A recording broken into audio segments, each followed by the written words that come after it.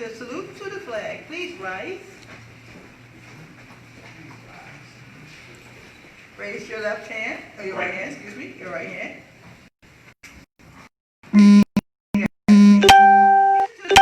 Here's to the flag. The red, black, and green. The red, black, and green. Hopes in its future bright. Hopes in its future bright. Africa has seen. Africa has seen. Here's to the red of it. Here's to the red of it. Great nations shall know of it. Great nations shall know of it. In time to come. In time to come. Red blood shall flow of it. Red blood shall flow of it. Historians shall write of it. Historians shall write of it. This flag of mine. This flag of mine. Here's to the black of it. Here's to the black of it. 400 million back of it. 400 million back of it. Whose destiny depends on it. Whose destiny depends on it. The red, black, and green of it. The red, black, and green of it. Oh, flag of mine. Oh, flag of mine. Here's to the green of it. Here's to the green of it. The men and women shall dream of it. Your men and women shall dream of it. Face shots and shells for it. Face shots and shells for Maidens it. shall sing of it. Maidens shall sing of it. Waving so high. Waving so high. Here's to the whole of it. Here's to the whole of it. Colors bright and whole of it. Colors bright and whole of it. Pleased is my soul with it. Pleased is my soul with it. Regardless of what is told of it. Regardless of what is told of it. Thanks to God for giving it. Thanks to God for giving it. Great flag of mine. Great flag of mine. Raise your right hand again. Raise that black fist. Starting to cry.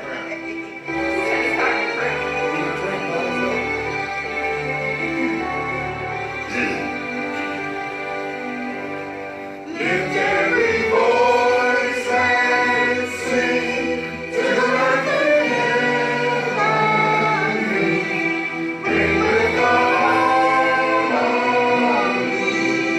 of liberty. Let our rejoicings in bright as the listening sky. Let it resound loud as the rolling sea.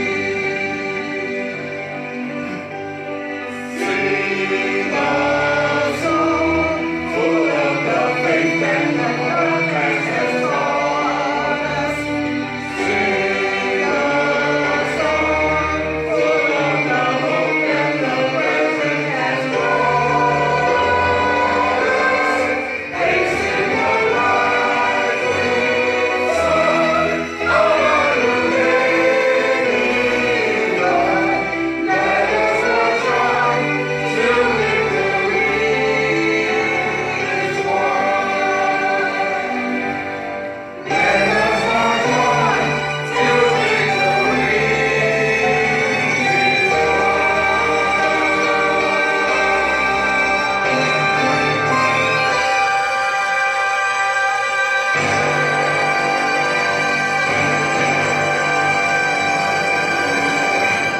Black power! Black power! Black power! Black power! Black power! Black power! Peace. Peace. I now welcome Sister Ebony Davidson to the podium. Please welcome Sister Ebony Davidson.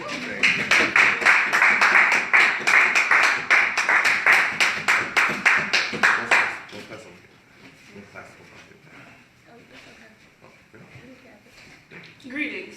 Black power. Black Black power. power. The power to define, defend, and develop what's in the best interest of Black people in urban America. Welcome to the TOMA Nation's monthly worship service. We are an all-inclusive, Black conscious, righteous movement dedicated to the social, economic, and spiritual survival of Black people in urban America. If you enjoy what you see and hear today, the TOMA Nation would like to extend our invitation to join us each and every Sunday from 12 to 3 p.m. at the Bob Biz Center located at 644 East on 79th Street. Come and be fed by God's messengers. For more info on our Wednesday study classes, I would like to bring up our leader, teacher, and guide, Brother Minister Raheem Kased Anton, who's going to introduce our speaker today.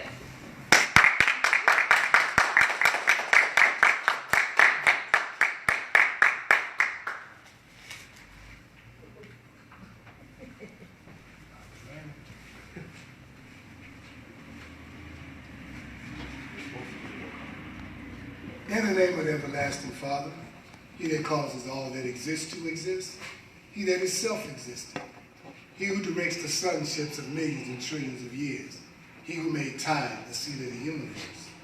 He's known among the ancient Kemites or Egyptians as Amun-Ra and Ati, among the Hebrews as Ansof, Yahweh, and Elohim, among the Christians as Lord, God, and Jehovah, among the Muslims as Allah, the one God, among the Rastafarians as Jah, Rastafari. I bear witness that all of those names refer to the same one Almighty God. And it is to him whom I give reverence and to whom I submit. I boldly proclaim that we are those children of the black men and women that survived the transatlantic slave trade, and that we are that lost 13th tribe born here in North America, and we are of a Nubian Kemetic lineage. I further proclaim that the blood of all the nations of the world flow through our veins. I greet you all today in the ancient but yet holy words of peace in the languages of our fathers of Hotep. Maya Hotep. Shalom. Shalom Alaikum. Assalamu alaikum. Alaikum salam, sir. Baragani. Demo Sante Abargani. Alafia. Alafia Gukwe. And Ashe. Ashe. All greeting words and salutations of peace in the many different languages of our fathers. I welcome you in peace. Peace. I am Brother Minister Raheem Kasser-Ati, founder of the TOMA Nation, a.k.a. Temple of Mercy Association, along with the co-founder, Brother Minister Omari Jahiyat, and our First Lady, Sister Ati.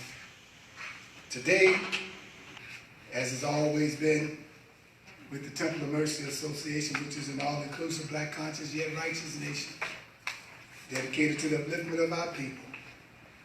As we've done in the past, we recognize the month of December as our month where we practice what we call Ramadan, given to us by the Honorable Elijah Muhammad.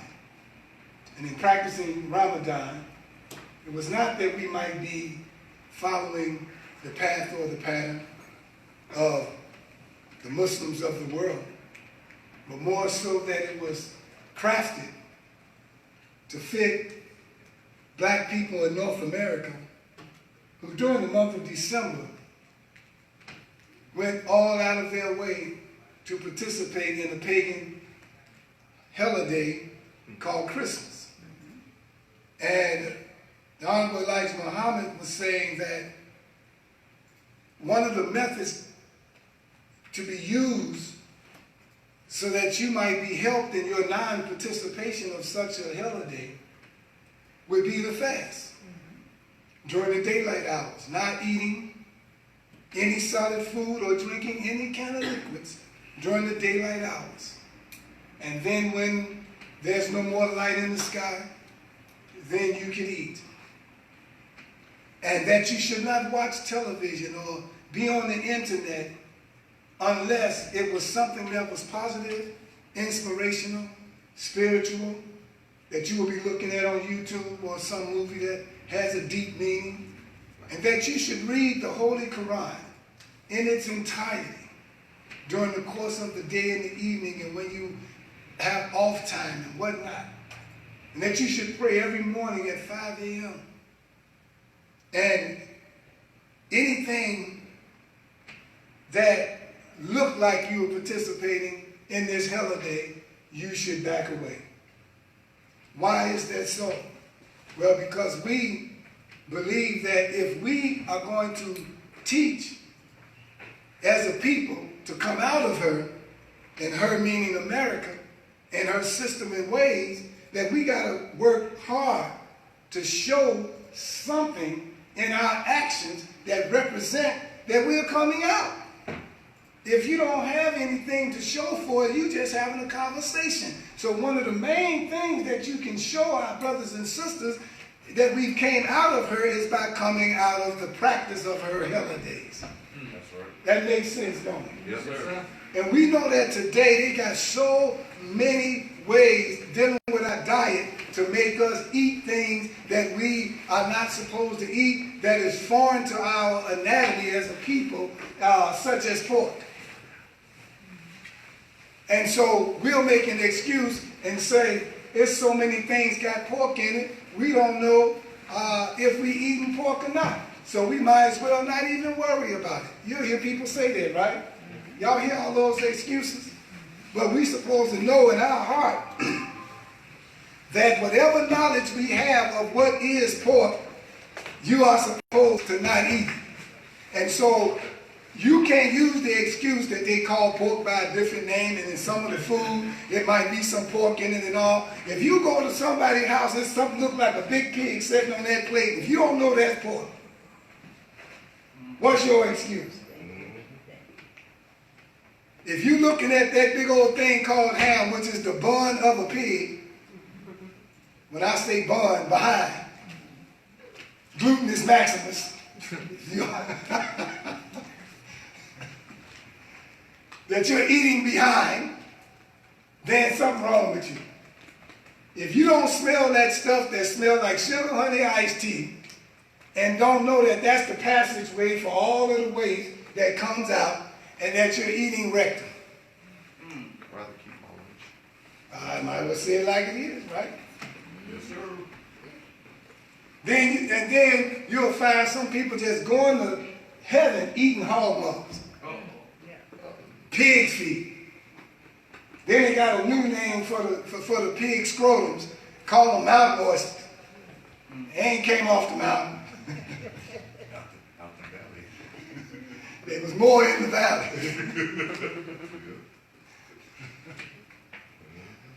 So understand what we're saying. If you say come out of her, then all things that you are knowledgeable of, when you know that it is not right and that it's against the principle of nature itself and it's unnatural, then that's what we're talking about when we say come out of her. And you know what it is. So you can't make an excuse. Now you're not, nobody make you responsible for what you don't know. But when you do know, now you're responsible for it.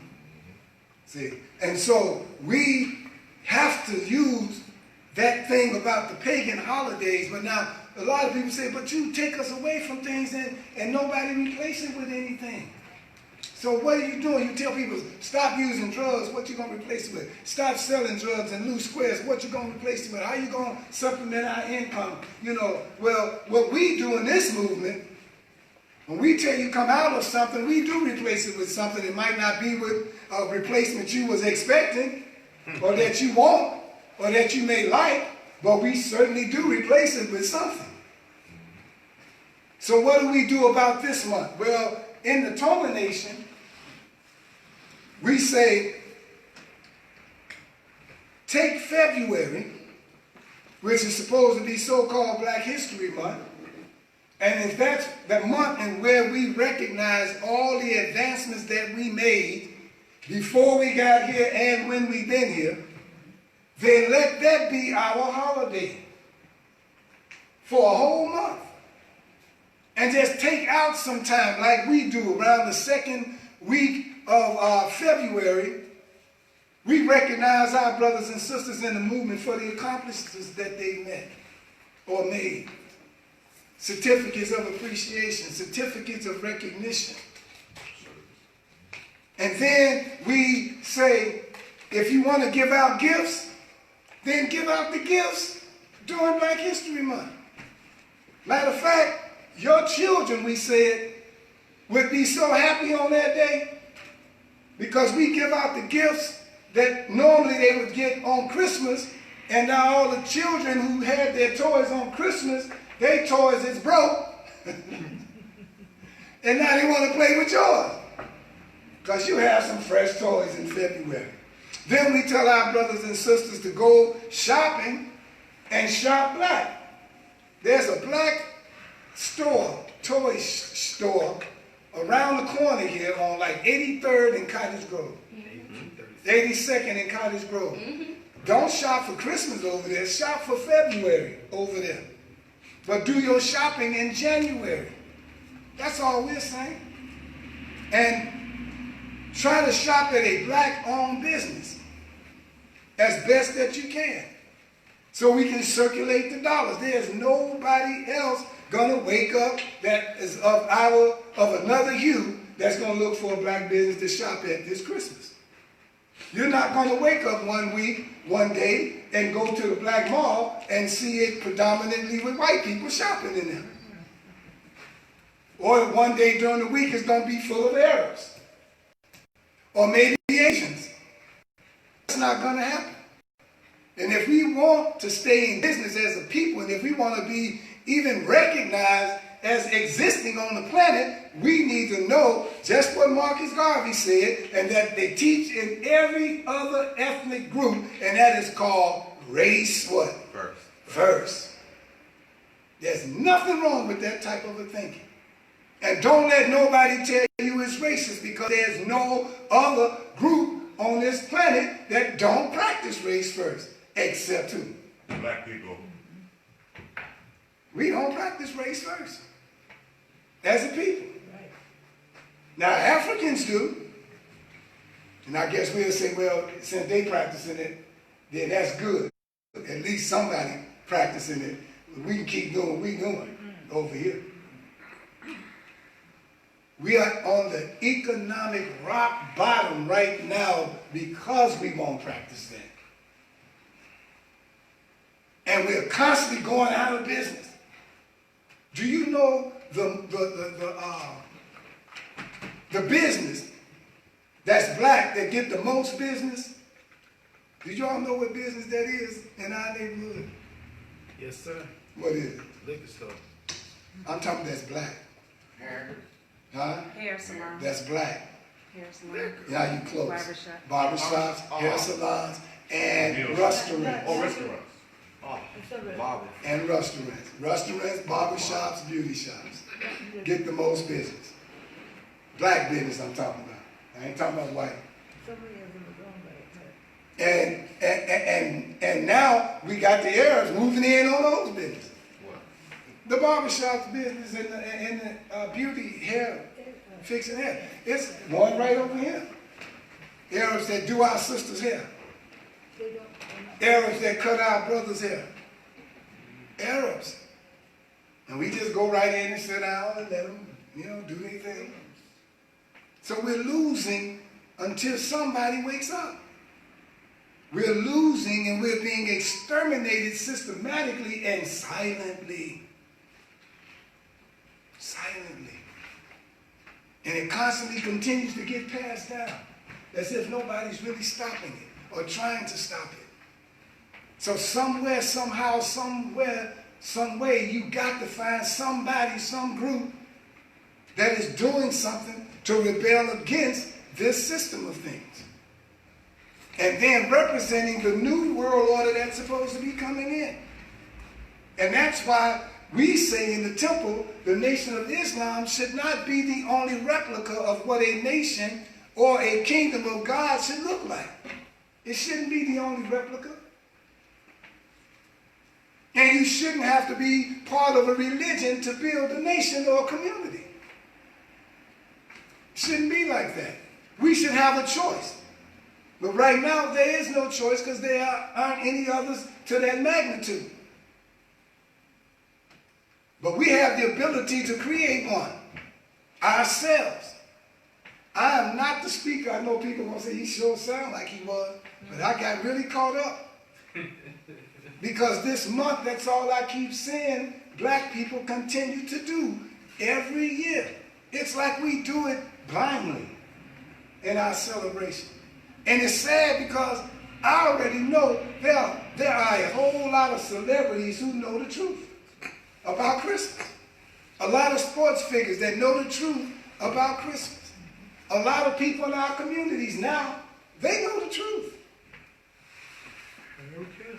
Christmas, 4th of July, and Easter is the main three ones that most of our people act like they cannot back away from. Don't we? Don't forget. We forgot Halloween. It ain't as bad as the three I named. It ain't as bad as the three I named. It ain't as bad. On Easter, you see almost everybody. I mean, even the bums try to dress up on Easter. Yeah, they wear their best dirty outfit. I need visions. They dress up. Everybody dress up on this. I don't care who it is. You know.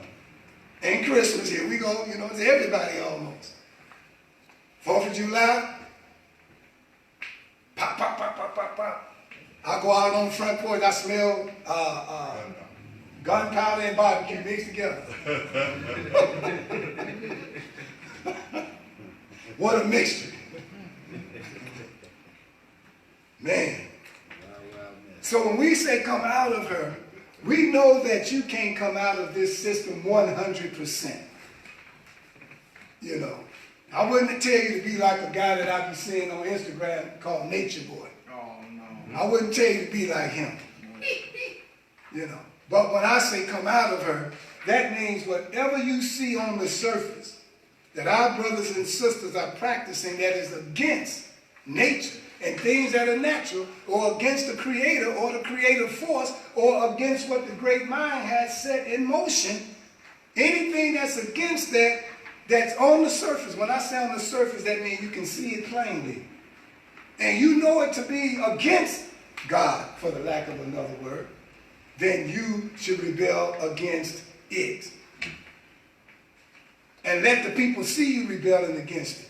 Fathers, mothers, let your children see you rebelling against it.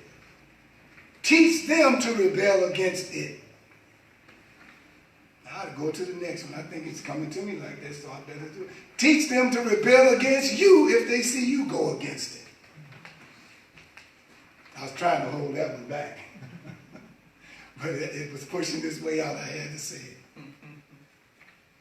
Yeah, somebody need to pull the parents' coattail too when they wrong. If it's going to be a kingdom of righteousness or a kingdom of God or whatever you want to call it to come in, it has to be ushered in by the people. It's not going to be a hocus pocus thing. It's not going to be all of a sudden you're going to wake up and we in the kingdom of heaven. That's not going to happen. And then ain't nobody going to come and save us. I know now I'm finna get in trouble because of Jesus being born.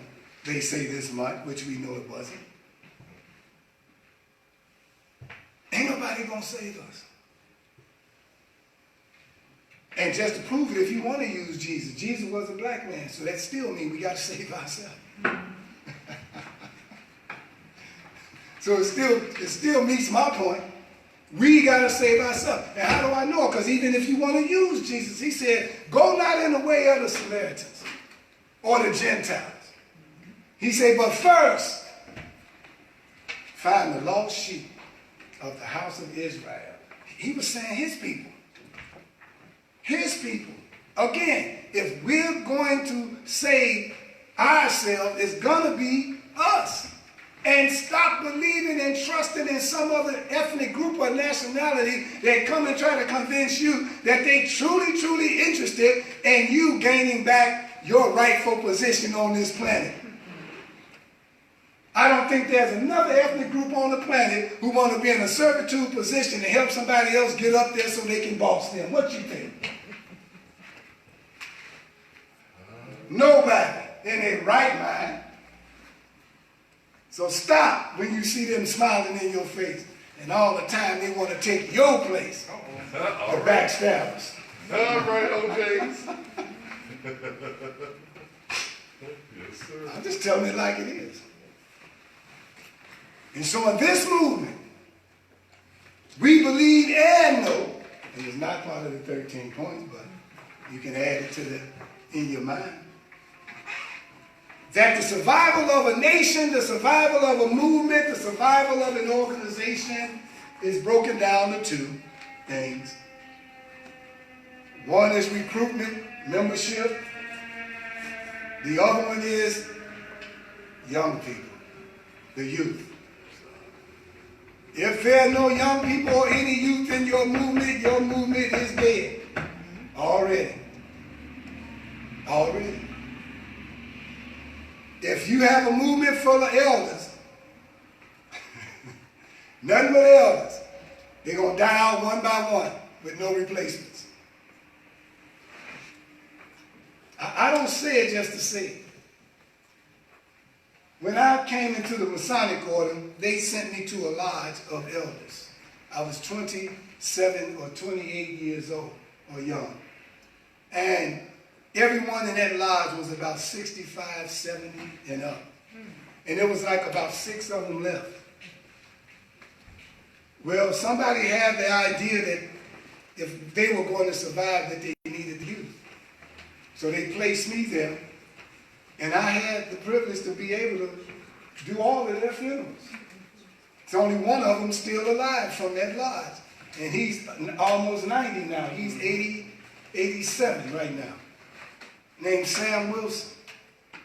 But there would be no Franklin today if they would not have thought to bring and train up a young person in the way that they should go so that that lodge could continue today. It would not be here at all. And so that's what we do in this movement. We train our young people to take our place. And I would advise every movement to do that. Train young people to take your place. Teach them in the way that they should go. Plant the seed that they might understand, that they may not understand it now, but it will begin to sprout as they grow up, as they develop. And so, when we talk about the birth of Yahshua, we talk about the birth of one being sent into the world.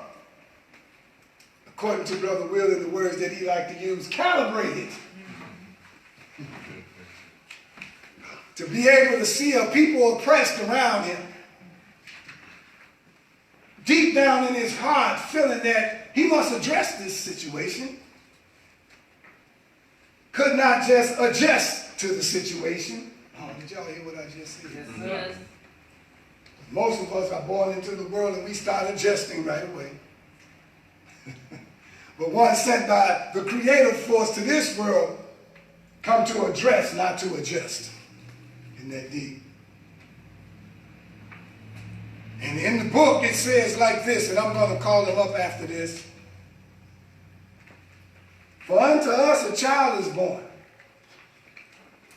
a son is given, and the government will be on his shoulder. They will call him Wonderful Counselor, the Mighty God. There's some more to it, but I'm going to leave it like that. And I'm going to say one more scripture so you can understand that it could be either one of you. It could be Yahshua. It could be Khalil. It could be India.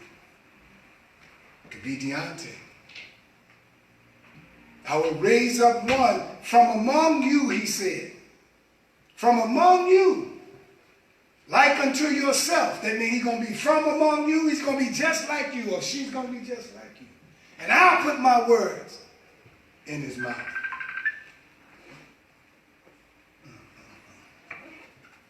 I bring to you none other than one you've heard all of this year, that you're about to hear from right now. Young man coming up, sent to us by God. A few others of you all will be gracing this podium real soon. But right about now, we're going to listen to our brother Tahaka J. Shakur. Give it up for him.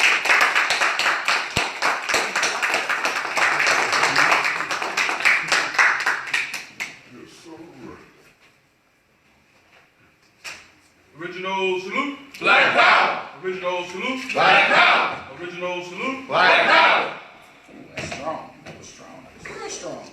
And as the minister mentioned, black power is only the power to define, develop, and defend that which is in the best interest of black people.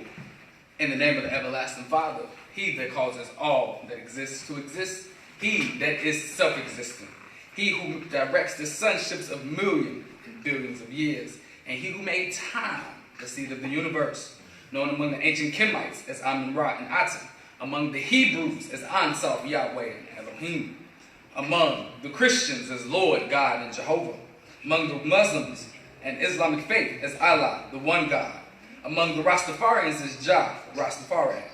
Among the West African tribes, the West African Yoruba tribe, as Odumare. I bear witness that all these names refer to the same one Almighty God, and it is to Him who I give reverence and submit. I boldly proclaim that we are the descendants of those black men and women who survived the transatlantic slave trade, are the 13th tribe born here in North America and are of a Nubian Kemetic lineage. I further proclaim that the blood of all the nations of the world flow through our veins. I greet you in the words of peace of our ancestors as Hotep. Hotep. Shalom. Shalom alaikum. Assalamu alaikum. Alaikum salam, sir. Habaragani. General Sache, Habaragani. Alafia. Alafia Dukwe. And Ashe. Ashe. Again, I am Brother Taharka J. Shakur. If you've seen me lecture before, you know that J is interchangeable between Jaja and Justice. I think I was Justice last time I spoke. So I'm Justice today. And just quickly while I switch between the Jaja and Justice, it's more of an internal battle I have continually going on in myself of if I should just be that gift from God or be the justice of God, or just be one and the same and just be the gift of justice from God. So that's why the J is interchangeable. But today, as the minister talked about real quickly, he talked about coming out of her. And more specifically, as we come, how many days are we away from that holiday? 2 days away from what the world calls Christmas. I was in an Uber yesterday, and I was talking to the Uber driver, and I asked her what she was doing for the holiday. When I mention holiday, I talk about Kwanzaa. And she was like, oh, I'm not really celebrating Christmas. I'm going to be working for Christmas. I say, interesting. I start telling a story about how I feel about Christmas, right? So when I was young and I used to hear about an old white man coming down your chimney, having a list of the things that you did, and he's always watching. When I was young, I thought that was a pedophile. I thought they was celebrating a pedophile coming into our hoods, coming down our chimney, watching our children while they sleeping. How does he know when you are awake or not if he's not peeping through your window? Right? That's what it made. That's what I was like. And I used to ask my mother. I say, why do we talk so much about this white man raping? He wasn't raping our children, but peeping our children. You know what I'm saying? And then some of the stories talk about the Krampus character that also is kind of made up off the same Christmas story and what he used to do to children, snatching them up and putting them in his bag and carrying them off. Why would we as a people want to attach to something like that? A lot of the holidays that we attach to, they got very dark histories to them. And we as a people, we celebrate those dark histories, but never really realizing them. I like something that one of the things that we do in Chicago, and it's the Bud Billiken Parade. The Bud Billiken Parade, I think that was a little Irish demon, a Chinese little demon, but we celebrate it every year, and it's one of the biggest parades that we as black people go to. We seem to celebrate a lot of dark things evil. That's a good way to say it. We just like to celebrate evil things, and even if we just think about Satan Claus or Santa Claus, or that whole figure in and of himself. Let's look at how our parents lie to their children and what that does for them. I personally see that we lose respect for our parents and give all reverence to Satan or Santa Claus when it comes to this time of year. You talk about your parents, they might struggle. You know, they working 3 jobs to take care of you. And you, as a child, ask, when is Santa Claus coming? And you tell him, oh, he gonna come on the 25th, and then you go in your room and cry because you don't know how you gonna give your child a Christmas. Rather than saying, ain't no such thing as Santa Claus, I'm Santa Claus. I'm buying all these gifts, but our children now have this figment of their imagination in their head that's delivering gifts to them. Like we tell them about the Tooth Fairy. Like, We make all these fake entities up for them to give more reverence to. I personally believe if my child lost a tooth, I don't have a child, when I have a child, if they lost a tooth, I'm not about to tell them no tooth fairy's gonna come and put $1 under their pillow. I'm gonna say, give me that tooth, I'm gonna give you $1. Go tell your friends the tooth fairy don't exist, I gave you the $1. Right?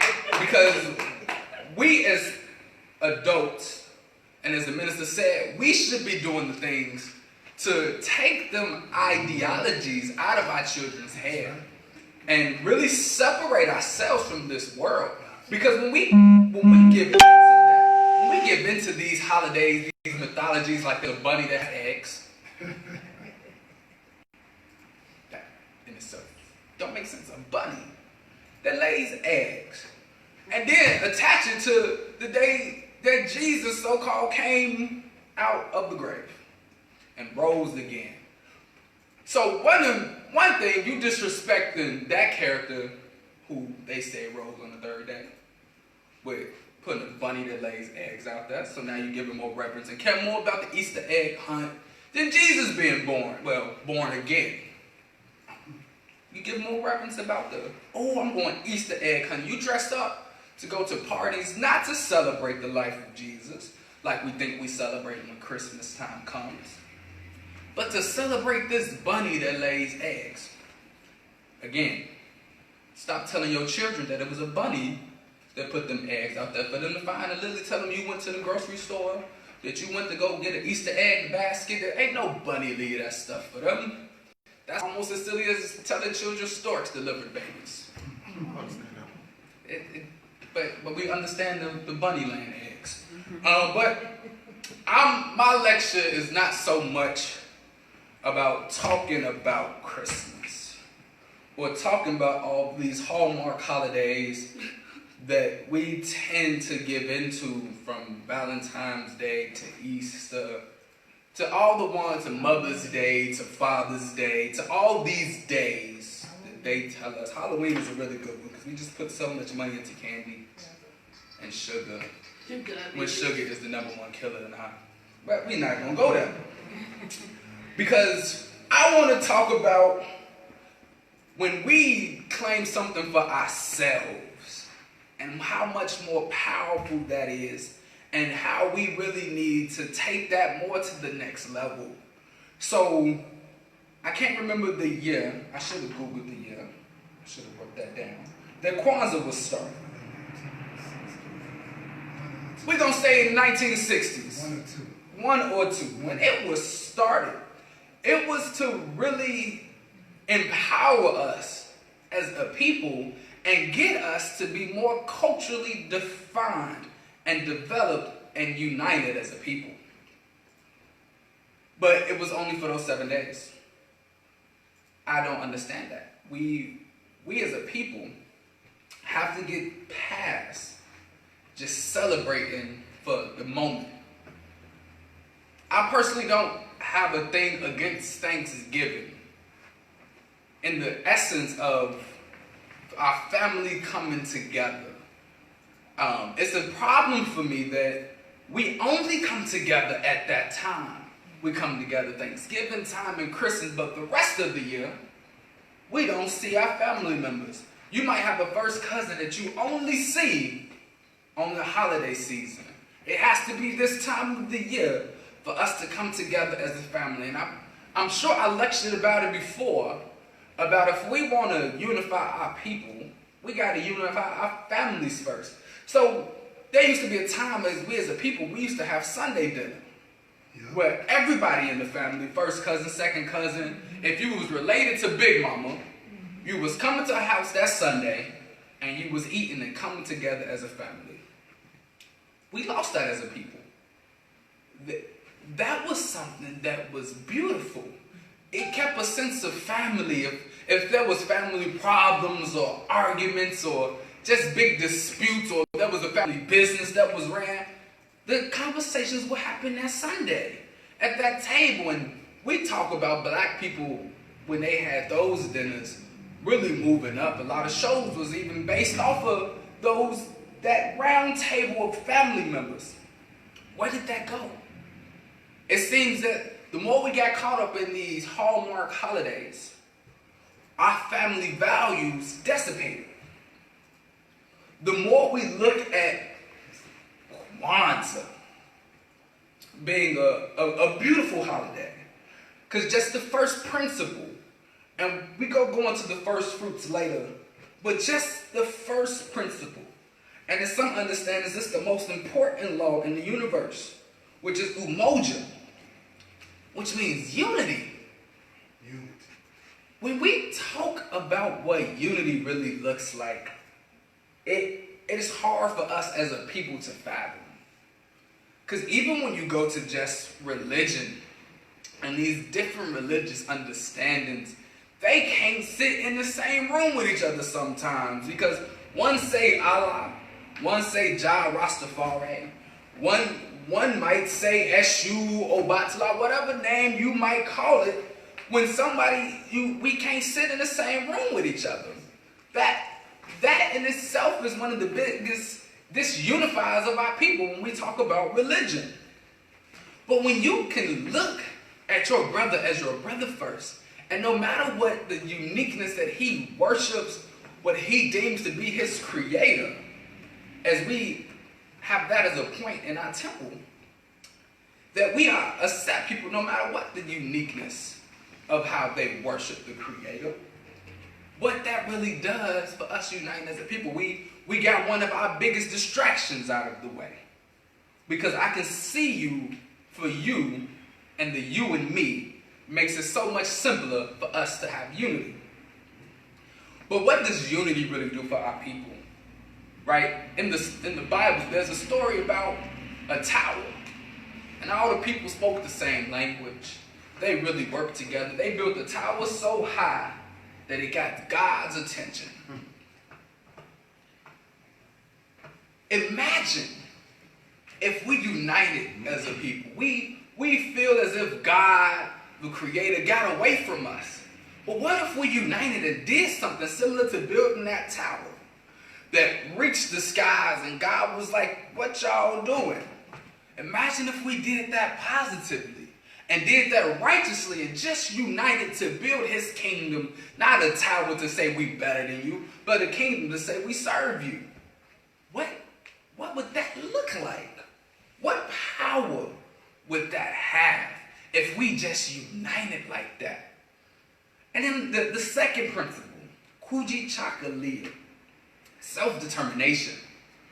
We as a people, and I love that I'm in a play called Bootstraps, because in Bootstraps, it's that term, pulling yourself up by the bootstraps. It's self-determination all within itself. We have all the necessary resources we need as a people.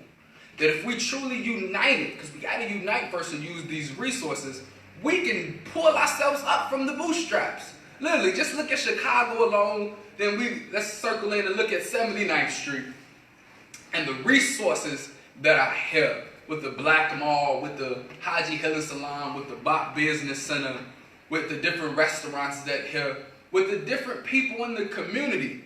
We got the people to really change it, but we can't unify for some reason. But if we was self-determined and actually understood what self-determination really looked like and how that can really thrust us forward, and we change from the crabs in the barrel mentality to it takes a village mentality, what could we do as a people to get ourselves off the economic bottom? Because then it goes again into, we talk about unity and self-determination, and I just mentioned we have to work collectively, and it's our responsibility to work collectively, so we're looking at Ujima. And so when we're looking at that, and again we have to talk about, there's a lot of work to be done. And I love something that Ro Davis says, with all the work that needs to be done in our community, there's no reason that anybody is out of work. Because there's so much work that we have to do. And if we don't see our communities as our responsibility, we can go downtown, we can go up north, we can go to Bronzeville. We didn't do that work in Bronzeville, but we feel responsible for it when somebody else do it. Now we gotta make it keep looking nice.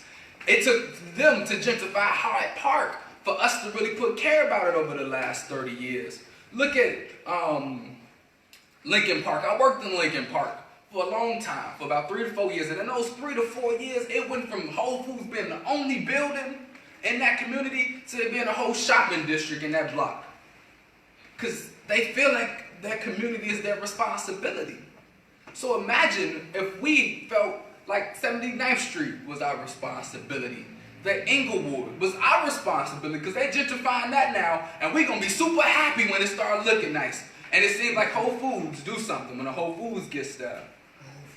They bring in Starbucks, LA Fitness, and you look up 5 years later, ain't no black people around there no more. So we got to watch that. And when I was working for Whole Foods and they mentioned that they was going to build a Whole Foods in Inglewood, I said, why? Why would y'all do something like that? They say, oh, the price is going to be lower because the regional came and brought it to us. And I say, why would y'all do that? They said, well, the prices are going to be lower. More funny than anything, they actually take the groceries from the other stores when they get a little old and take them to that store. That's why the prices are a little lower there, because it's the food that's almost, right, that's past the use-by date. They just change the use-by date and ship it over to Inglewood. Little tidbits. But when we look at that, and we're so happy that they did that for our communities.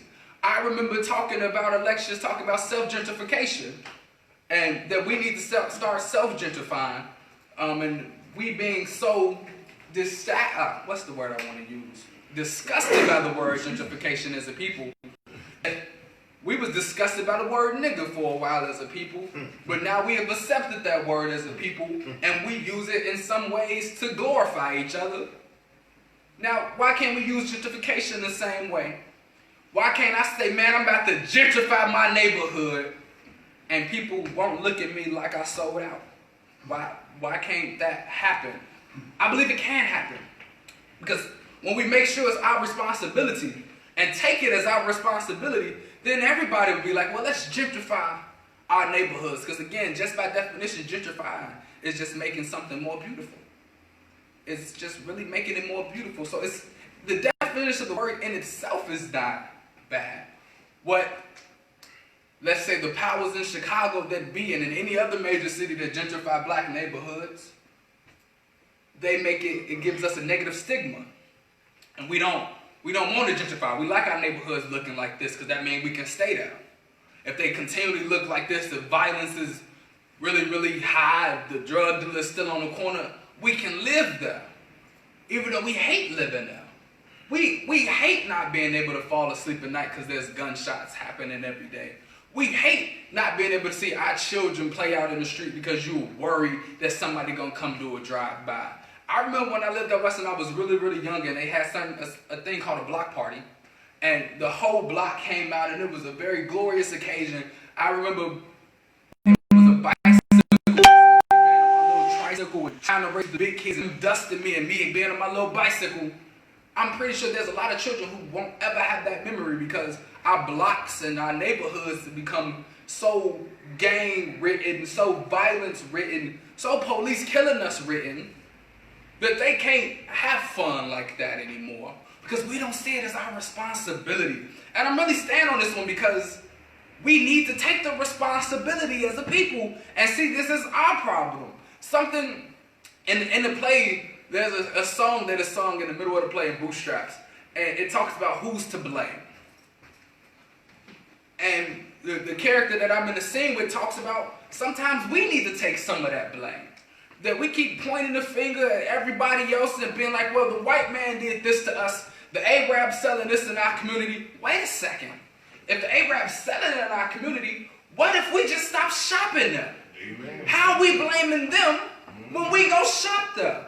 We worry about the white man's taxes and the things he built and the stuff that he put on TV and the negative campaigns. I'm sorry you was watching TV and you seen a commercial. What if you wasn't watching TV? What if you wasn't watching their channels? What if you wasn't on YouTube? How are we blaming them when we're the blame? We don't take the responsibility on ourselves to change anything for our people.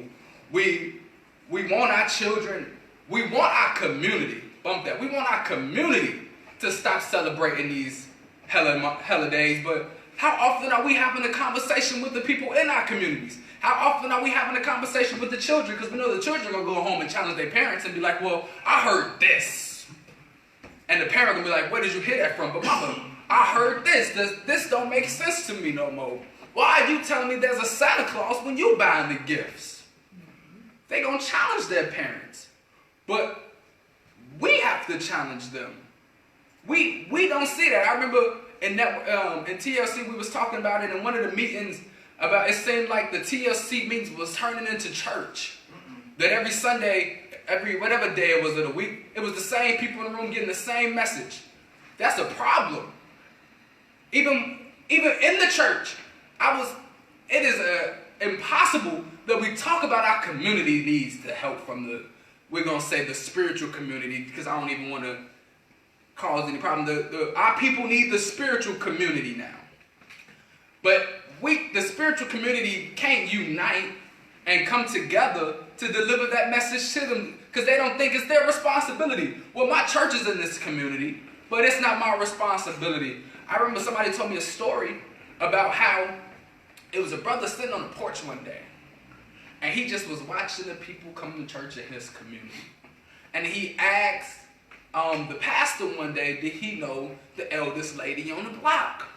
And he said, no, that don't make sense. How are you, this church that's been there for like 5 years, this woman lived on this block her whole entire life, but you don't know the people inside of your community. How is that big old Charles John Hanna building a church down the street from here? I wonder how many people that go to that church live in that community that will be affected by that building and that edifice being built up over there. We don't think about that too much as a people. We let these churches, we let these Arabs all come into our community and we blame them for coming. But we let them come.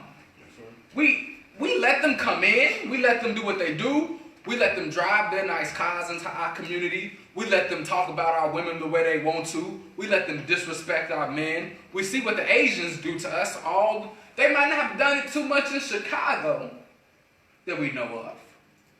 But it happens in other cities where the Asians are just brutalizing our women, hitting our women. But we blame them. No, I blame the men that stood around and recorded that. That's who to blame. Even if she was in the wrong or not, we as a people have to understand that it is our problem. That if there's a person in our community that acts a certain way, we have to deal with them. It's not your right to put your hand on our women. And we have to, as men, have to be okay with that and accept that responsibility. Then we go to Ujima. And I love Ujima because that's just cooperative economics. So once we understand that we have to unite, then we have to be self-determined. And I personally believe that the 7 principles should go the other way around. And I'll explain that at the end why I believe they should go the other way around, because we should have faith first, that we can be united. And before I go into that, I talk about cooperative economics. Real quickly, because if anything's are going to happen, we got to pull our resources. We as a people have to be able to sit at the table and realize that it's not for me. It might not even be for my children. It might be for my great-great-grandchildren that's going to benefit from us pulling our resources together, because it's bigger than us. That's right. We want to be around for a while. You might not you personally, but our people, the black race, we want to get off the economic bottom. If we don't pull our resources today, we're going to want them to do it. We're going to talk about we wasn't able to do it. We couldn't get ourselves together. We didn't see that it was a purpose for it. But just imagine, there are a few millionaires that live up the street in Peel Hill. That's technically up the street. You got a few millionaires that live in South Shore. You got a few millionaires that live in Hyde Park. You got a few millionaires that live in Inglewood. What if they pulled their resources? What if they sat at the table and was like, okay, let's gentrify our own neighborhood. Let's cooperatively come together and do economics in our community. Roland was trying to raise money to get buildings, to get this economic grant fund that you had to put the money up front first and then they'd give you the money back. What if we just pulled our resources and be like, you know what, we don't even need the grant. We'll do it. We got the resources in our community. We have it, but what are they holding on to it for? Why Why have we become so European in our mindset when it comes to money? Then you gotta have a purpose. See, that's now, you see why I'm gonna say why they need to go the other way. Because you have to, with Nia, you have to understand that what is the purpose of you doing it? Again, I say, we're pulling our resources because it's for the future generations to have a life. You understand what I'm saying? So it is our purpose to build our community, to take responsibility of our community, to be self-determined to build our community, and to have unity, because our purpose is so our future generations don't have to deal with whatever we deal with. Our ancestors didn't want us to go through slavery, so what did they do? They fought to get us out of slavery. 400 years ago, they was in slavery. They made sure that they wasn't in slavery no more. Whatever stories they tell us about slavery, we understood our people fought to get out of that. Because they didn't want their future generations to be slaves anymore. Then it didn't work in our favor as much, but we integrated. They didn't want people to, let's say, be displaced as they was. But it might didn't work now as we see it. But they fought for us to have them kind of opportunities to kind of be in America. So now we see where we are at today. What are we going to fight for so our future generations don't have to deal with it? And then you got to have creativity, which is Kumba, and just using that God-given talent of being creative, because that comes from the God mind. No matter how you figure your creativity comes from a source outside of yourself. We talk about inspiration. You wasn't inspired. Something inspired you. That's that creative force. If you are not tapping into that to go forward, how if you are not creative, you can't move forward. You have to be able to see this block and see it as something different. You have to be able to imagine that black people can get off the bottom, that our children will be able to play in the streets again. Why don't we have double dutch competitions anymore? Because children don't know how to play double dutch no more because they can't go out in the streets and do it. That was a beautiful thing that my sisters was able to do when they was younger. That some of my older siblings, my cousins and my mama and them did when they was younger. But how many children know how to play double dutch today? How many people can go to a basketball court and not get shot at for mistaken identity? Because we're not creative to see our communities not like that. But then we gotta have faith. But then I'm gonna explain why it should be the other way. Because as a people, we gotta have faith first. Then first we have to have faith that, again, no matter whatever you call the Creator, that the Creator got your back. When I was in that incident, I had faith that I wasn't gonna die. Because I knew who God was. And I'm like, well, I got faith. I don't believe, I have faith, right? And I have faith that our black people can get off the bottom.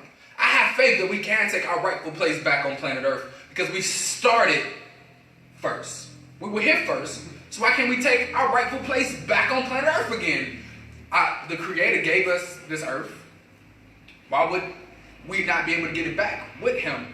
I have faith that my Creator is stronger than my oppressor.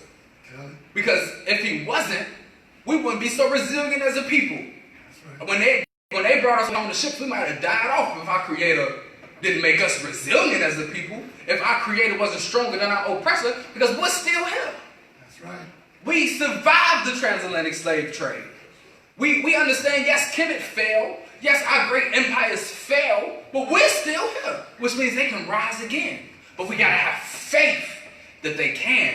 And then we have to, again, because they blatantly erased our history, so we have to be creative of who we were so we can create who we gonna be. We have to be creative. And then again, we have to see that it is our purpose to do it. That if we don't do it, who else? We keep talking about that they, we the they. We can't wait for somebody else to do it anymore. The time for that is over. We can't keep looking for sky daddies, that some people like to call them, to come down or send somebody to save us as a people, and somebody gonna come down from the sky all holy and shiny and just bright and snap his finger like Thanos did, and our problems are just gonna disappear.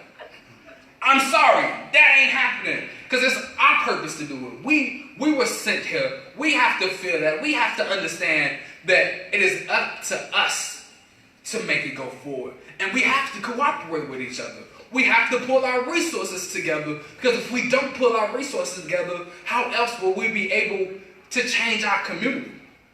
Because it's our responsibility to work together. It is nobody else's responsibility to do what black people needed to do for black people. It is not the Asians' responsibility. It is not the Arabs' responsibility. It's not the Jews' responsibility. It's not the white man's responsibility to do what we can do if we collectively work together. But we have to be determined in it. We have to be so determined and understand who we are as ourselves that we don't want nobody else to do it for us. Because somebody else has been trying to do it for us all this time. We got to tell the white man, hey, white man, I don't need your money.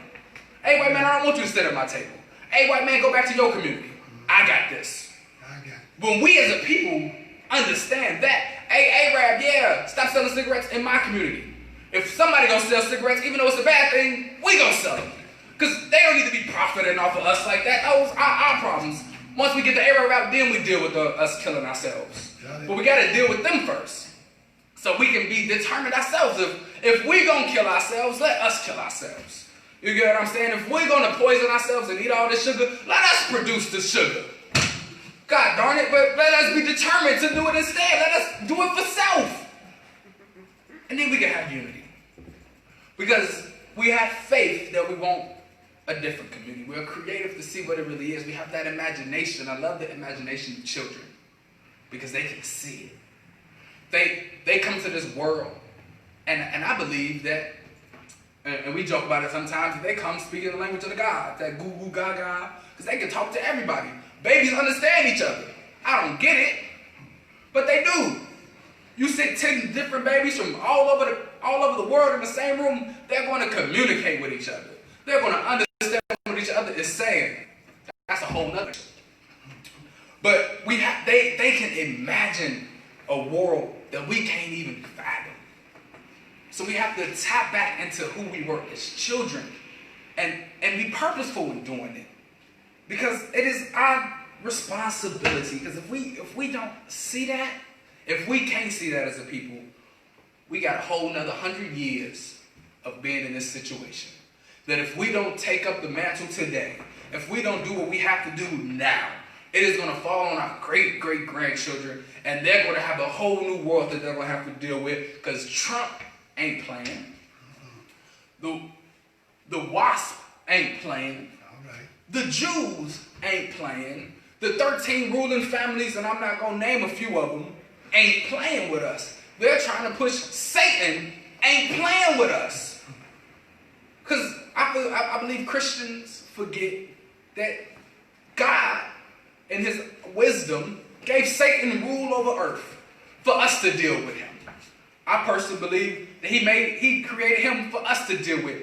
He might just be the most negative version of ourselves. So again, if the white man is his children, we got to deal with them. He made us for us to deal with them. And we have to deal with it. They're not going to deal with themselves. That's like asking Satan to be holy again. Satan, just go back to heaven to be an angel. God ain't going to allow it. So we shouldn't allow it. We as a people should not allow it. And that is why, again, with those 7 principles, we can't just utilize those 7 principles just during Kwanzaa. Those 7 principles have to be used every second, every minute, every hour, every day, every month. Bump this Gregorian calendar. These 12 months, they shouldn't exist to us no more. We should just have days and just do stuff when we feel as a people, as a community, coming together. So bump Kwanzaa being these next 7 days. Kwanzaa forever. We talk about Wakanda forever, Kwanzaa forever. Because there are 7 principles that we as a people, and then I said I'm going to wrap up with the first fruits. The first fruits of the harvest. And I said harvest the way I said it because I want you to feel it, the harvest. Right. Because when you plant those seeds, which is those 7 seeds of that purpose, of creativity, of faith, of unity, of self-determination, responsibility, cooperative economic, just imagine the harvest that our great-great-grandchildren will have. And I leave you, as I greeted you, in the ancient but holy words of peace, and our ancestors as Hotep, Shalom, Assalamu Alaikum, Baragani, Alafia, and Ashe. Thank you.